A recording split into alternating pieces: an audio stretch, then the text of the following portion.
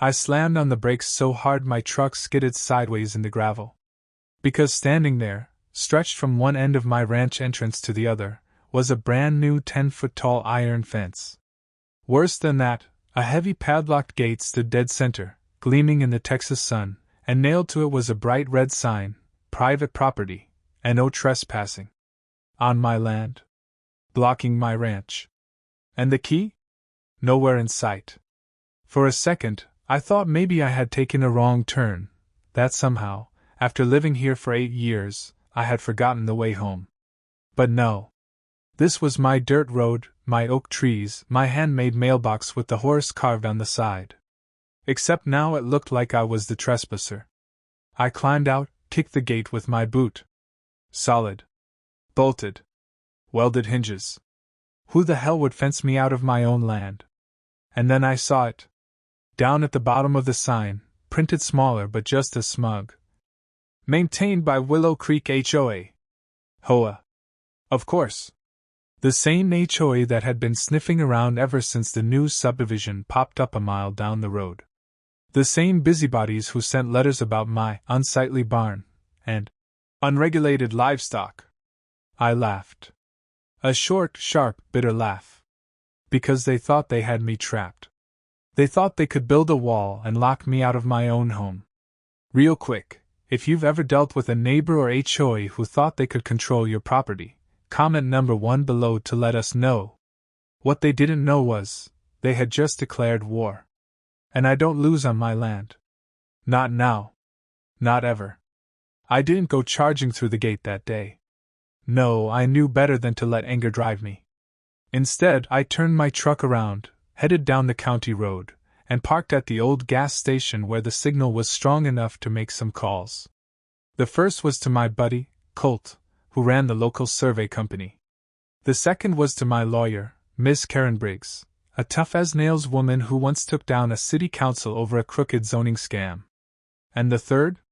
Well, that one was to my cousin, Pete, who just so happened to work for the county land office. If Willow Creek HOA wanted a fight, they were about to get a full-on Texan brawl. But before we get to that part, you need to understand a little about me. Name's Jesse Ray, born and raised right here in Travis County. Spent 25 years fighting fires across the state, from tiny kitchen blazes to raging forest infernos. Saw good men fall, saw homes swallowed by flames. After all that, I didn't want much, just peace, land to call my own, a place where the only sound at night was the whippoorwills singing. And I found it, a quiet 70-acre stretch out past the city limits, too rocky for developers, too wild for city folks. I built a modest ranch house with my own hands, fenced the pastures, planted pecan trees, and raised a few cattle and horses. Nobody bothered me. I minded my business, and expected the same. For the first 5 years, life was good. Real good. But then came Willow Creek, an exclusive, master-planned community, as the glossy brochures called it, popping up like a blister less than a mile from my front porch. They brought fancy paved streets, manicured lawns, and signs boasting community pride and a tradition of excellence. At first I figured fine. Let the city folks have their cookie-cutter homes and their HOA bake sales. Didn't bother me none. They were on their side of the county road, and I was on mine. But they didn't see it that way. The first letter arrived 6 months after the first houses were built. Polite but firm. Requesting, in the spirit of neighborhood aesthetics, that I repaint my barn because it was an eyesore visible from the main boulevard. I tossed it in the fire pit without even reading the second page. Then came the visits. A smiling woman in a pastel blazer knocked on my door one Saturday morning, clipboard in hand. She introduced herself as Meredith Powell, president of Willow Creek HOA. Said they were hoping to work cooperatively to make the area more visually cohesive. Offered me a stipend, a bribe, really, to tear down my split-rail fence and replace it with their approved white vinyl. I politely and firmly declined. After that, it got worse. More letters. Then official-looking notices about unregulated livestock, meaning my horses. Complaints about noise pollution, meaning my rooster crowing at dawn. Even a warning about unpermitted agricultural activities, as if growing a vegetable garden was a criminal offense. Every time, I ignored them. Because I knew the law. My land wasn't in their subdivision. It wasn't part of their HOA. I had no contract, no agreement, no obligation to their rules. But folks like that, folks who think manicured lawns are more important than property rights, they don't like being told no. And so, while I went about fixing fences and tending to my cattle, Willow Creek HOA was hatching a plan. A plan that would lead to the steel fence I found welded across my driveway. A plan that would start the nastiest, dirtiest land war this side of the Mississippi. And I was ready. By the time I pulled back into my driveway that evening, the sun was dropping low, painting the hills gold and red. The fence still stood there like a scar across my land. I didn't bother trying to shake it or climb it again. Instead, I walked its perimeter. Boots crunching dried dirt, anger simmering just beneath my skin. That's when I noticed it. A sliver of land, not more than 6 feet wide, that ran parallel to the fence. An odd little patch, disconnected from the rest of the subdivision. I followed it with my eyes, tracing it all the way to the county road. And something clicked. See, when developers move fast, they get sloppy. And Willow Creek's HOA? They had fenced me in, but their precious gate sat on a skinny spit of land that technically wasn't theirs yet. I made 2 phone calls that night. First to Pete at the county office. Then to Colt, my surveyor friend. By morning, Pete confirmed it. The strip of land with the gate hadn't officially transferred ownership yet. It was still listed under a private holding company, probably a shell the developer used before the HOA took control. And even better? That company was desperate for cash. Willing to sell. I didn't hesitate. Within 48 hours, I wired the money, signed the papers, and took possession of the sliver of dirt that held their precious gate. If you think that was a smart move, go ahead and tap the like button right now. Lock, stock, and barrel.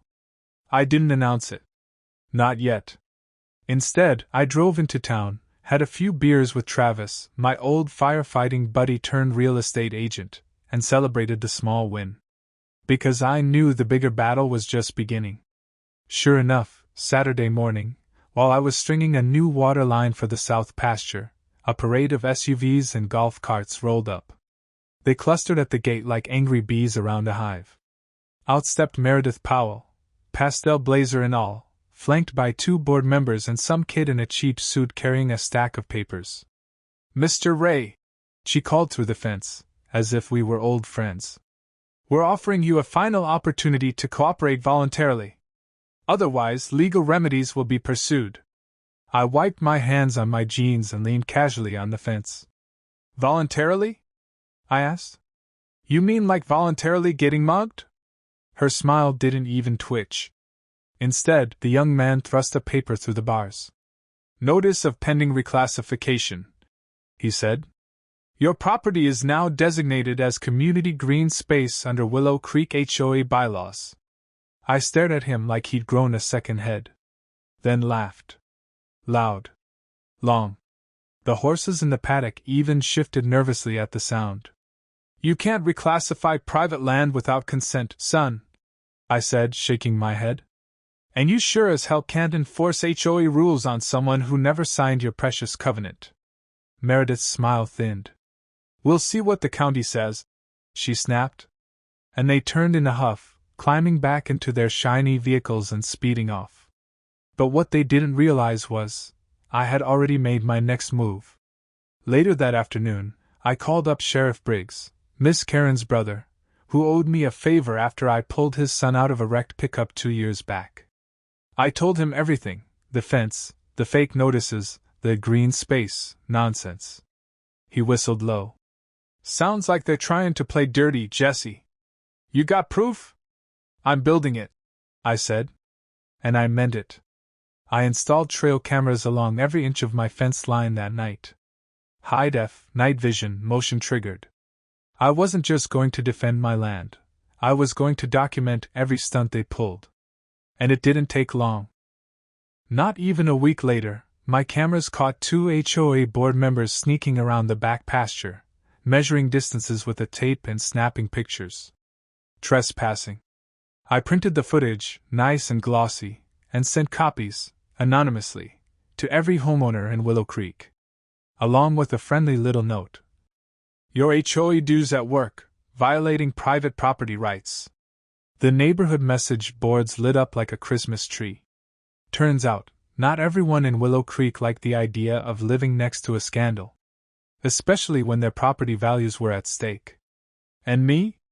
I just sat on my porch, sipping coffee, watching the slow, inevitable unraveling. Because this was only the beginning. The real fight, the one they'd never see coming, was just getting started. I thought the footage of their trespassing might slow them down, maybe even embarrass them into backing off. But I underestimated just how far Willow Creek HOA was willing to go. Barely a week passed before the next stunt. It started innocently enough, a few work crews setting up orange cones along the county road. No big deal. Road maintenance happened all the time out here. But that evening, when I rode the perimeter on my four-wheeler, I spotted it. Fresh stakes driven into the ground on the south side of my land. Bright neon strings running tight between them, marking a clear path, straight through the back section of my property. And parked nearby? A flatbed truck loaded with asphalt and a steamroller. They weren't just threatening anymore. They were building a road. Without permits.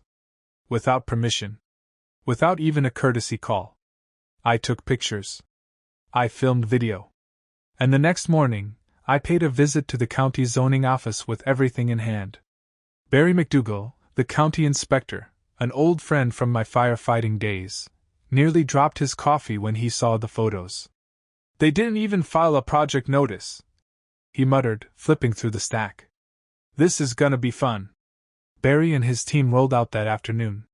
And when they pulled up in their dusty pickups with clipboards flashing and official badges gleaming, the construction crews scattered like cockroaches under a spotlight. Barry shut the whole operation down within the hour. Cited them for unpermitted development, illegal land use, and potential environmental violations. But that wasn't the end of it. Not by a long shot. 2 nights later, just after sunset, I was mucking out the horse stalls when Ranger, my loyal old blue heeler, started barking like the devil himself. I grabbed my shotgun, slipped out the side door, and crept toward the noise.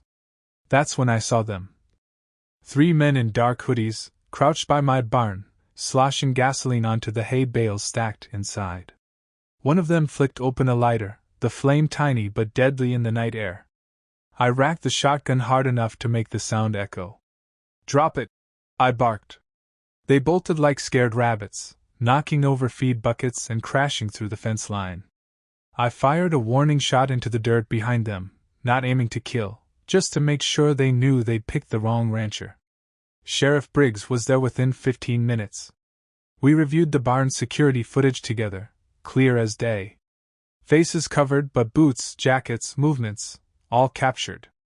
"Arson's a serious charge," Briggs said grimly. "And it ain't hard to guess who sent them." I filed the report. Made backup copies of everything. Then I installed another half-dozen cameras, some hidden, some not, around the property. If they wanted a fight in the shadows, I was ready. The next blow came from the financial front. A week after the arson attempt, I got a certified letter from a local bank. Foreclosure notice. At first, I thought it was a mistake. I didn't have a mortgage, bought my ranch outright with firefighting pension and savings. But the letter claimed I owed over $25,000 in delinquent community maintenance fees and special assessment fines from Willow Creek HOA. I laughed so hard I nearly fell off my porch. It was so absurd it was almost funny. Almost. Miss Karen Briggs didn't find it funny at all. She stormed into the bank with a copy of my deed, my payment records, and the HOA's fraudulent invoices in hand. By the time she was done, the bank manager was sweating bullets and the fake foreclosure proceedings were dropped immediately. Still, it was a warning shot. They weren't just playing dirty, they were desperate. And desperate enemies are dangerous. The final straw came one night just 2 weeks before our court date. Around midnight, all the lights in my house flickered and went dead. No storm, no warning, just silence and darkness. I checked the breakers, nothing wrong. Grabbed my flashlight and followed the line out past the barn. That's when I found it. The main electrical feed, the one connecting to the county pole, had been cut clean through with a pair of industrial shears. Deliberate. Surgical. And meant to leave me vulnerable. But they didn't know who they were messing with. I fired up the generator I kept for emergencies and secured the ranch tight for the night. First thing the next morning, I had a crew out to repair the damage, and I made damn sure to mount new security floodlights and cameras along the main road. They thought cutting my power would break me. But all it did was fire me up even hotter. Because by now, I wasn't just defending my land. I was fighting for every rancher, every landowner, every stubborn Texan who ever stood their ground against bullies in press shirts and golf carts. And I had a plan. A good one. First, I gathered every piece of evidence. Footage of the trespassers. Photos of the illegal road construction. Videos of the arson attempt. The fake foreclosure notices. The vandalized electrical line. Next, I contacted Allison Price, a firecracker of a local news reporter known for taking down corrupt officials. Sent her a neat little package labeled Willow Creek HOA, Evidence of a Rogue Operation. 2 days later, her expose aired on primetime news. Local rancher targeted by HOA corruption, a battle for property rights. The story exploded. If you think more people need to hear stories like this, share this video with a friend. Overnight, the HOA's social media pages were flooded with angry comments. Residents held emergency meetings. People started posting, "Support Jesse," signs in their yards. Donations poured into a legal defense fund someone started online, even though I hadn't asked for it. But the best part? The county commissioners, folks who normally stayed out of neighborhood disputes, officially opened an investigation into Willow Creek's practices. I had turned the tide. And just in time. Because the court hearing was less than a week away. And the HOA? They were scrambling. Scrambling bad. Word got around that several board members had quietly resigned. Meredith Powell was nowhere to be seen. And new, desperate faces started showing up at the fence line. Younger lawyers, hired guns, trying to paper over the mess. Too late. Way too late. Because I still had one final ace up my sleeve. You see, that little strip of land with the gate, the one I bought? It wasn't just access.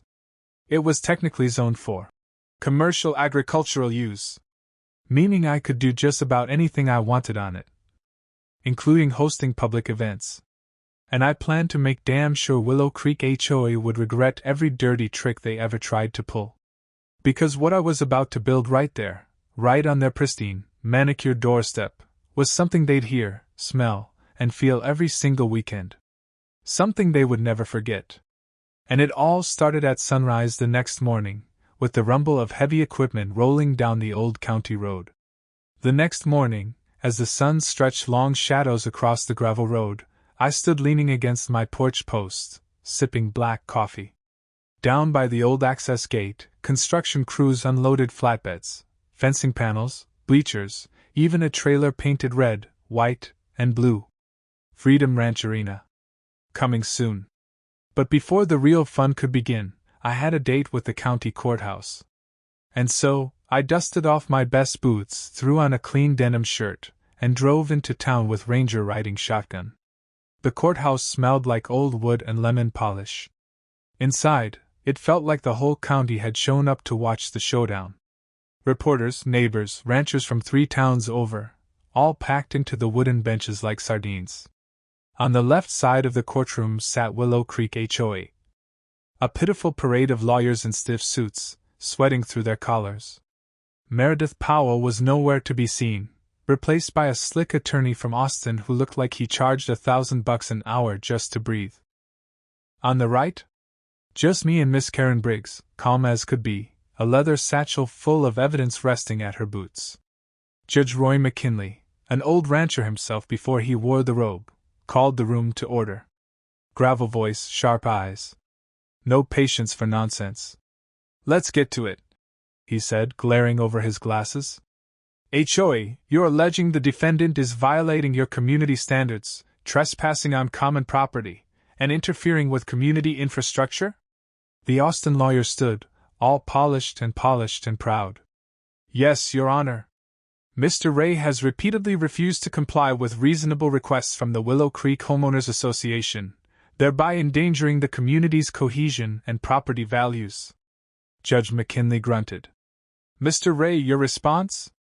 Miss Karen rose slow and steady. Your Honor, Mr. Ray is not, and has never been, a member of the Willow Creek HOA.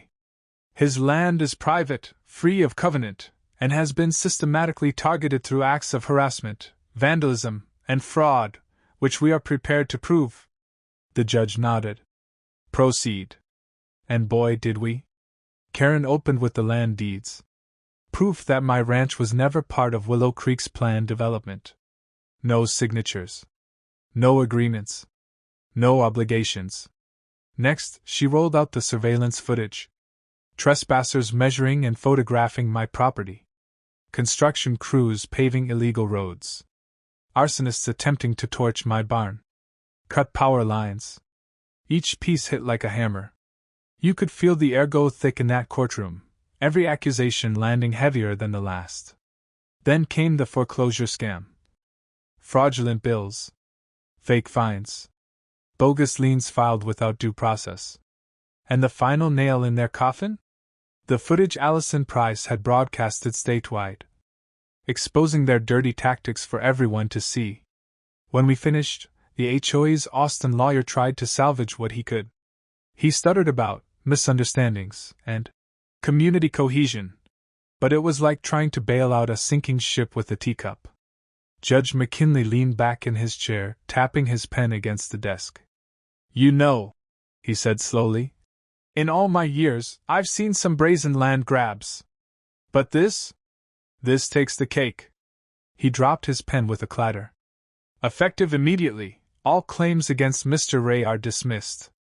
Willow Creek HOA is fined $500,000 for malicious harassment, property damage, and filing fraudulent documents. If you love seeing justice served, hit that subscribe button so you won't miss our next story. A gasp rippled through the courtroom.